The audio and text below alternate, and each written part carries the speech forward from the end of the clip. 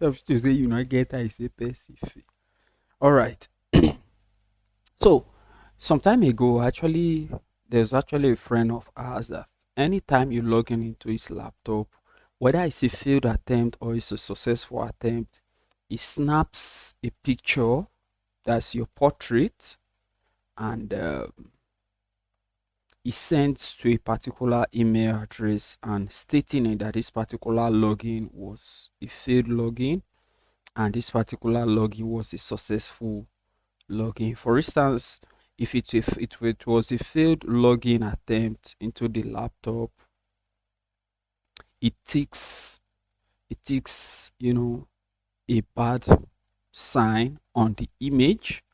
Then if it's a successful, it ticks green on the image, then it sends it.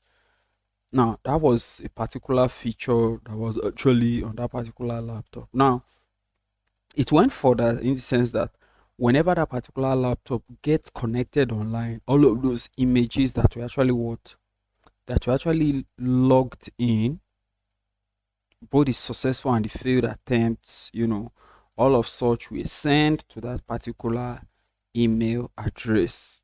So let's assume that maybe there were 10 there were 10 login, and all of those 10 login, the laptop had no computer access after each of those login. And at the 11th login, there was internet access to the system. It will send all of those previous 10 logins or login attempt plus the one that was successful that now had internet connection, making it 11, and it sends it to a particular email address. Now this feature is also available in some recent Android phones that are currently being designed recently, that whenever somebody attempts unlocking your phone, maybe they enter a wrong password, or if it's a phone that uses a fingerprint lock, maybe he places a fingerprint trying to unlock it, you actually what get all of those notification. There's a particular way you set it and you get all of those messages, the person's face, the time that this person actually what do he executed that action, as well as the date he actually what executed such action. However, the limitation that the Android actually has is that it does not send those pictures. So meaning that you might not be able to actually do much with such. So it's only when you have the phone that you can actually do such. Although there are some other apps that I learned also actually has the capability to send those images when there is internet connection. However, I've not actually what gotten to do my research to actually know them and tries out such capabilities. So what am I saying here? The aim of this is the way some certain uh, system architecture, they set their system logs, that their system logs is designed in such a way that when it's only when users or their staffs actually have successful login into their system, that's only when they receive a message is actually what sent to the system log. Meaning that if an attacker has been trying to actually what log in into the system, to a company system or into an agency system, and he has tried all failed attempts, all of those failed attempts will not be recorded by the system log, or they won't be captured by the system logs. So it is until his attempt becomes successful, maybe he uses a brute force attack system, or uses a dictionary attack, or uses password cracking, that's only when his login will actually what will be registered on the system log. Now, the risk associated with this is that, an attacker can actually was successfully log into uh,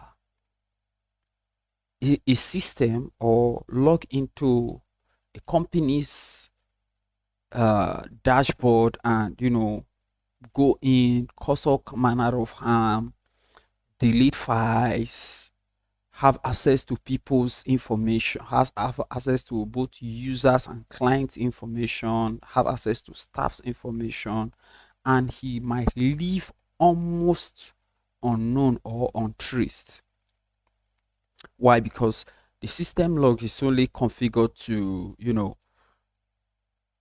save only successful logins, and that's a problem. So your system log, the way it should be configured, it should be that, for every login attempt, whether failed or successful, all of such should be captured.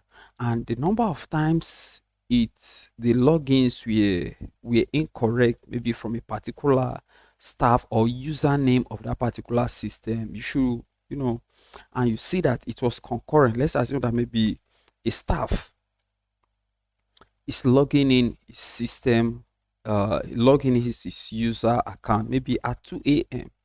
and this staff does not have any business logging into his system around 2 a.m., especially if they are staff that, they don't take work home, or their role does not entail them, working long hours or involve them taking work home or working remotely. You understand?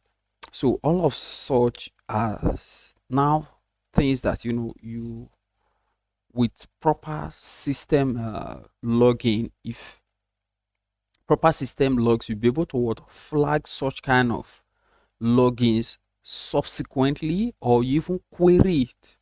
For instance, when you see a user, yeah, a staff, logging in about particular time, if you happen to be the system administrator, you should now, or the system uh, analyst, you should be able to what, to report to IT head or IT admin to look at this issue, that why is this staff logging in at 2 a.m., logging in at 3 a.m., logging in at 12 a.m., and not just even logging in at that particular time. Maybe they are logging in from a very strange location. In fact, logging in at a very strange location. You should actually what, you should place a strong restriction on it, that, users of your system, especially staffs, they have no business logging in from a different location. For instance, all of your staff are in-person staff. Why is Mr. Mr. Ken, why is he logging in from Amsterdam, Netherlands, whereas he's working in Lagos, Nigeria? His IP should reflect that he is logging in Lagos, Nigeria. So you should have IP flagging such that when you have staff that are logging in from such kind of strange location, even if their logins were correct, your system should be able to what, to flag that particular IP, grant them access. Now you are on one basis, you are saving yourself some danger. Now, what's the danger you are saving yourself from? It might be likely that the person who's actually logging in might not actually be that your staff. It may just be at this that particular time to be an an a window of opportunity that maybe IT admin or security admin or security administration might be sleeping. Security IT security administration might be sleeping at that particular time, and he can easily, maybe he has guessed your staff's password and you want to use it to what, to cause mayhem by logging in and do all sort of things. So that particular time is something that you should be very what, very careful of. So by such, you should actually what, do what we call IP flagging.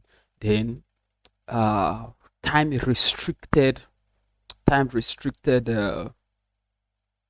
time restricted login as well. Time restricted login, location restricted login. So all of these you actually what, make, when you are tracking your system logs, you will know where to actually what where to give a lot of concern, where to not give a lot of concern. For instance, those failed logins, assess it for maybe a staff who has been using a particular username and password. Why is it, you know, why is it that all of a sudden he's logging in over 10 times with failed password? Or why is his password? Why is he forgetting his password in 10 different login attempts? Is something that you should question. Then also again, still on that is that why is a particular staff in your system? Why is it that every now and then they're always resetting their password, or they're always clicking on forgot password?